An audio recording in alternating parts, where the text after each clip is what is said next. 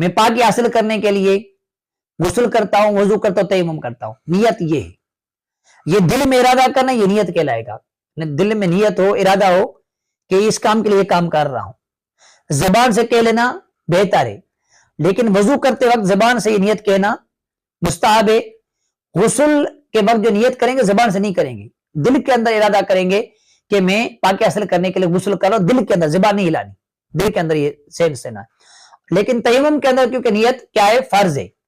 میں پاکی حاصل کرنے کے لیے تیمم کرتا ہوں، ناپاکی دور کرنے کے لیے تیمم کرتا ہوں، تو یہ بھی دل میں ارادہ کرنا فرض ہے اور زبان سے کہہ لینا یہاں مستحب ہے. لیکن تیمم کی نیت آپ کو کرنی ہوگی تو یہ تیمم ہوگا، ورنہ تیمم نہیں ہوگا. سب سے پہلے نیت کریں گے، یہ فرض ہے.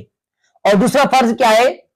دوسرا فرض یہ ہے کہ ایک بار یوں زمین پر ہاتھ مارو، اس کے بعد پورے چہرے پر ہاتھ پھیرنا، یہ فرض ہے دوسرا تیمم کا.